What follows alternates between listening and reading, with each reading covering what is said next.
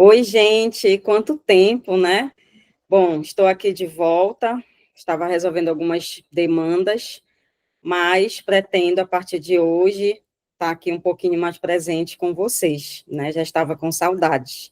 Então, desde já te convido a curtir o canal, a se inscrever, a ativar o sininho, né, para receber as notificações e a compartilhar o máximo que puder, né, porque nós já sabemos que esse engajamento é muito importante para o canal, tá bom? E hoje, no vídeo passado, a gente comentou acerca da complexidade da engrenagem escolar, né, do funcionamento da engrenagem escolar. E depois desse vídeo, eu recebi alguns pedidos para falar um pouquinho mais, aprofundar acerca dessa relação entre a família e a escola.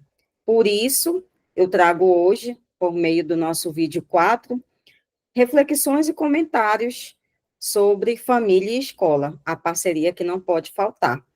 Antes de entrar propriamente dito no tema, acho que vocês observaram também uma pequena mudança aqui no nosso cenário. Tive que arrumar um cantinho aqui dentro do meu espaço doméstico, estamos passando também por algumas mudanças, e aí a gente teve que meio que se adaptar, mas a gente vai se apertando aqui e acolá para a gente poder prosseguir aqui no nosso projeto do canal. E também acho importante apenas relembrar, para quem ainda não me conhece, para quem está assistindo aqui o nosso canal pela primeira vez, eu sou Valéria Patrícia, sou mestra em estudos linguísticos pelo FPA, e agora estou no último ano do programa de doutoramento, também na mesma instituição, permanecendo na mesma linha, estudos linguísticos. Sou profissional da educação, atuo como coordenadora escolar, na Educação Municipal de Belém, vinculada à Secretaria Municipal de Educação, SEMEC. Então, é uma atuação que sempre acho importante enfatizar que me legitima a me posicionar acerca de diversos temas que fazem parte desse universo da educação, desse complexo universo da educação, mesmo não sendo profissional, mesmo você, né, tendo aí uma função de família, de pai, mãe, responsável de uma forma geral, sendo estudante, né, atuando como um discente, atuando também como outra categoria que é desenvolvida dentro desse ambiente educacional, a pessoa já tem ali, acredito, que uma noção básica e suficiente para realmente concordar comigo quando eu falo sempre nessa palavra, complexidade do ambiente educacional, né? Porque realmente é algo muito, muito complexo. Então, hoje, agora, já entrando propriamente no tema, família e escola, parceria que não pode faltar. Eu, de vez em quando, vou estar dando aqui uma lida no roteiro, porque eu vou ter que falar sobre algumas leis, para também, né, estar legitimando essa base legal que gira em torno dessa temática. Então, eu já começo a falar justamente sobre leis que amparam essa relação, que eu vou estar tecendo alguns comentários, querendo realmente te provocar algumas reflexões. A gente começa, então, com a LDB, Lei de Diretrizes e Bases da Educação, por meio do artigo 12, no inciso 6, que ele prescreve que as escolas devem articular-se com as famílias e a comunidade. Então, aí a gente já percebe essa obrigatoriedade que precisa ter, né, nessa existência dessa relação entre família e comunidade. E quando a gente fala comunidade, barra sociedade, né? Nós temos também dois artigos no Estatuto da Criança e do Adolescente, ECA, assim conhecido mais popularmente, né? O artigo 22, ele fala do compromisso dos pais ou responsáveis em sustentar, educar e guardar os filhos menores. É muito interessante a gente parar um pouco e pensar acerca desse verbo sustentar, porque na grande maioria das vezes, quando você ouve esse verbo, você automaticamente pensa na questão do sustento material. Só que, na verdade, ele vai muito além do sustento material. Não é somente você prover a alimentação do seu tutelado, de uma forma geral, né, abrangendo aí tantas e tantas situações, não somente dos filhos biológicos, assim chamados, mas é um sustento moral, né? Então, é um verbo que ele abrange aí um sentido muito mais amplo. E aí a gente vai chegar naquele nível daquele sustento moral, justamente chegando naquele nível desse acompanhamento familiar que precisa existir em relação à trajetória estudantil que está sendo construída pela criança, pelo jovem, pelo adolescente. Outro artigo do ECA é o artigo 55, que ele obriga, responsabiliza, né, vai nesse sentido dos sinônimos aí, os pais ou responsáveis a matricular os filhos na rede regular de ensino. E quando eu digo rede regular, quando a lei diz rede regular, melhor dizendo, seja essa rede regular, seja ela uma rede pública, seja ela uma rede privada. A criança, o jovem, o adolescente, ele precisa estar matriculado. E não somente, né, estar matriculado, ele precisa frequentar regularmente aquele espaço e desempenhar o seu papel de discente daquela instituição de ensino, cumprindo os seus deveres e também, obviamente, cobrando pela efetivação dos seus direitos. Bom, aí tem alguns pontos relevantes desse artigo 55 que eu preciso estar trazendo hoje aqui para o nosso vídeo. O primeiro deles, abre aspas, a omissão dos pais ou responsáveis pode ser interpretada como negligência e gerar sanções. O segundo ponto, abre aspas, os pais ou responsáveis podem ser responsabilizados civilmente pelo não cumprimento da obrigação. E essa informação, né, talvez ainda seja desconhecida pela maioria, essa próxima aqui que eu vou citar, é em relação ao artigo 249, ainda do ECA. Abre aspas. O artigo 249 do ECA define a infração de desrespeitar os deveres inerentes ao poder familiar ou decorrente de tutela ou guarda. A multa é pena de 3 a 20 salários de referência, aplicando-se o dobro em caso de reincidência. E para finalizar, entre aspas, não significa que eu estou dizendo que somente são essas as leis que legalizam, que amparam essa relação família-escola. Nós temos também outras leis, tá? Mas eu, particularmente, escolhi essas para estar destacando aqui no nosso vídeo. Justamente se trata da Constituição Federal, artigo 205, que diz: define a educação como um direito de todos e um dever do Estado e da família.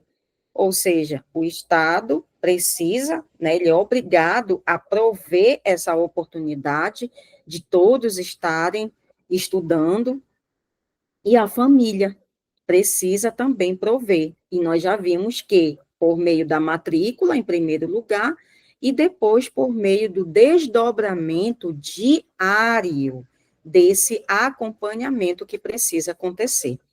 Então, com isso, com essa apresentação dessas leis, acredito que você já conseguiu observar que não se trata de uma opinião puramente particular da Valéria, da pessoa que vos fala, né? Não se trata de uma opinião particular do meu vizinho da direita, do meu vizinho da esquerda, de um parente, de um amigo. São leis, e se são leis, deveriam estar sendo cumpridas. E essa relação, essas leis, né, quando a gente fala justamente sobre essa relação de família e escola, aí mesmo que se torna indispensável esse cumprimento, essa efetivação. Então, por isso, a gente tenta, agora, nesse momento, trazer isso, né, para a nossa vivência diária. Eu falo do lugar de profissional da educação, de uma coordenadora escolar, que ontem estava no lugar de docente, em sala de aula. Então, eu também tenho propriedade para falar, sendo atravessada por esses lugares que já ocupei e que atualmente ocupo. Você aí pode ocupar o lugar de responsável, como um todo, né? Eu vou usar mais a palavra responsável para abranger, no máximo possível, todas as situações possíveis, tá?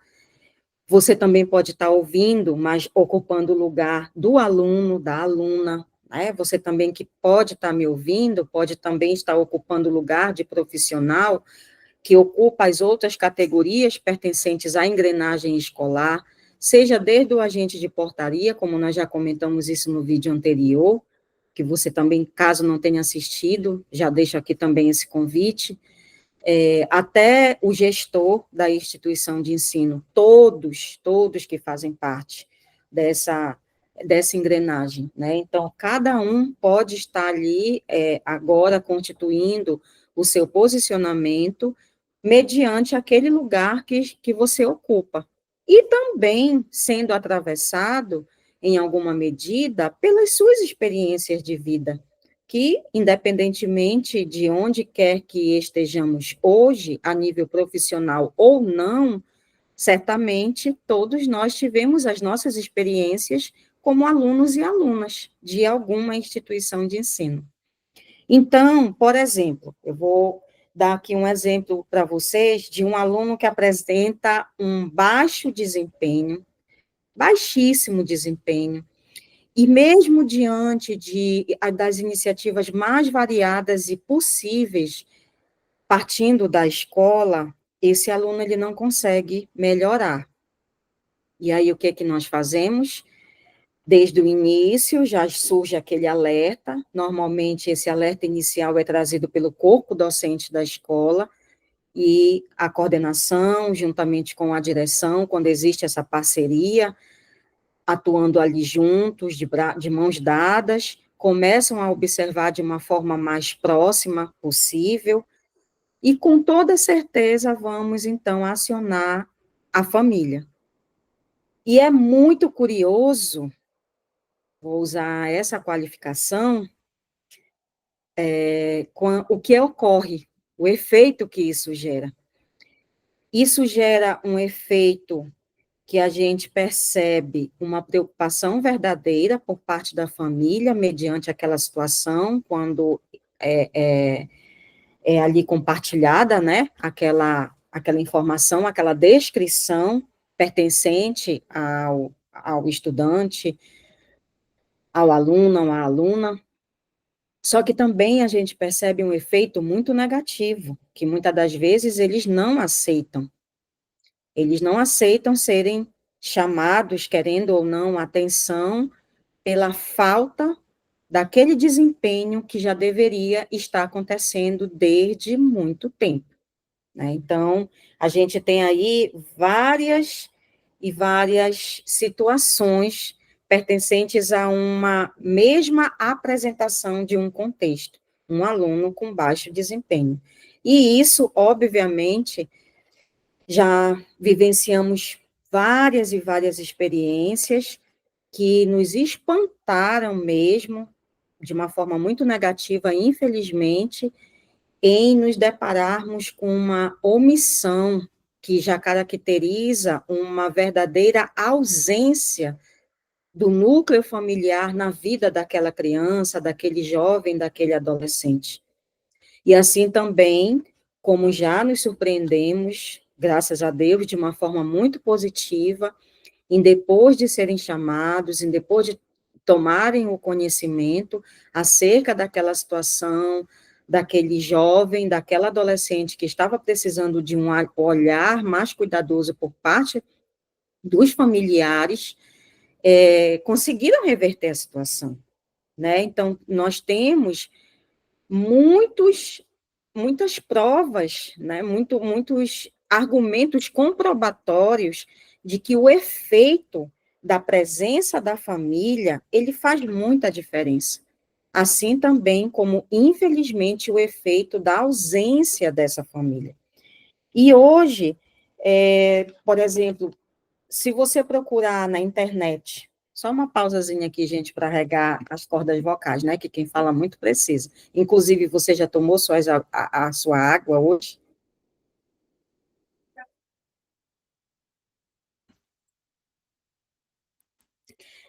Se você procurar hoje na internet, podcasts com a palavra-chave, né, família e escola, família e educação, você vai ter aí um acesso variado de muitos podcasts, outros tipos de materiais, mas eu vou me prender à questão do podcast, porque eu estou percebendo que hoje está sendo muito procurado, talvez pela dinâmica, né, pela prática dialogada, que se torna mais atrativa, dependendo do caso, né, dependendo também do perfil de cada um, obviamente, e é unânime.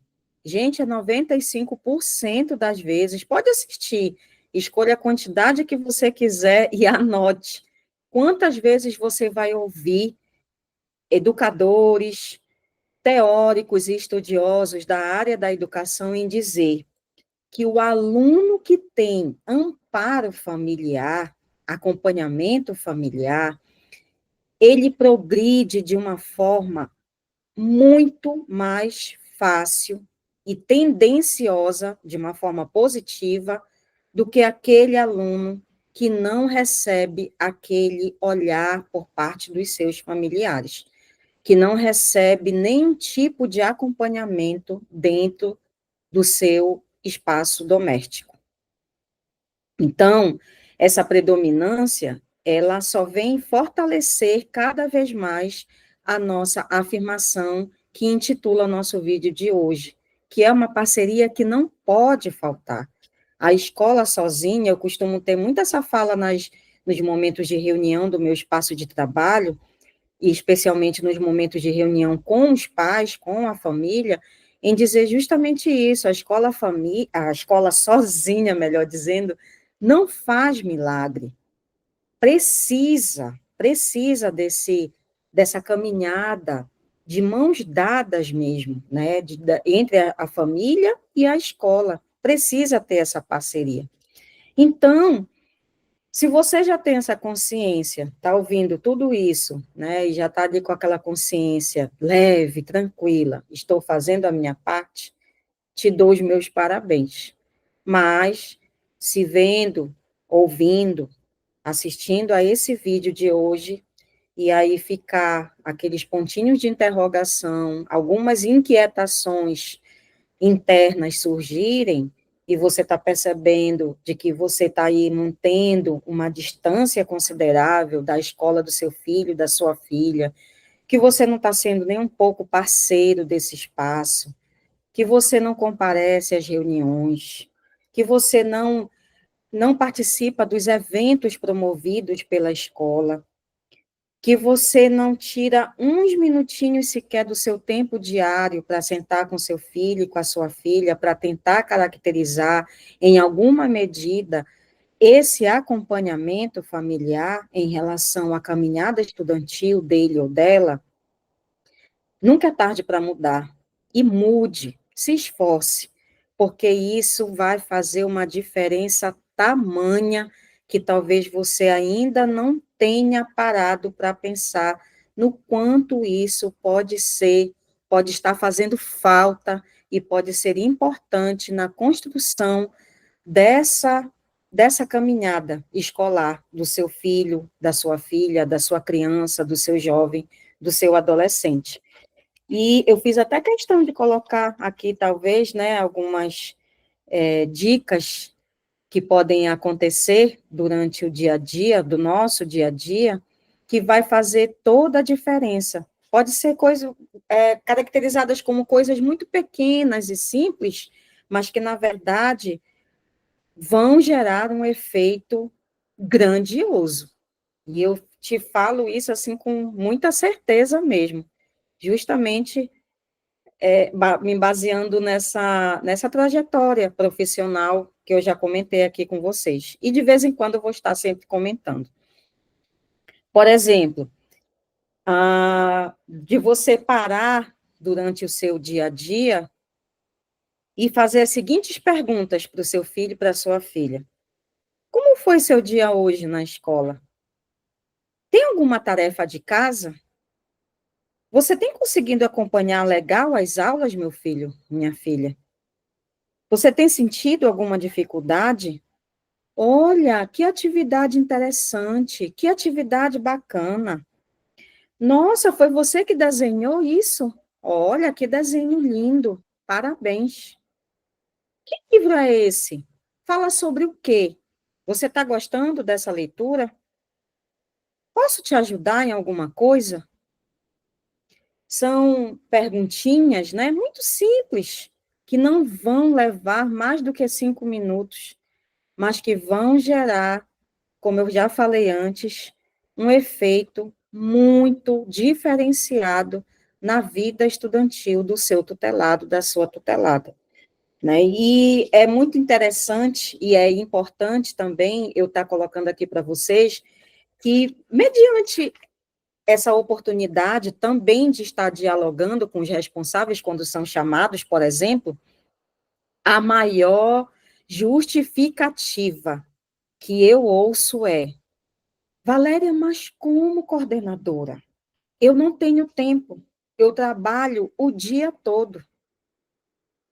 E aí você tem uma fala dessa em pleno século XXI, um século que está aí, né, sendo marcado desde o início por avanços e avanços incessantes de tecnologias.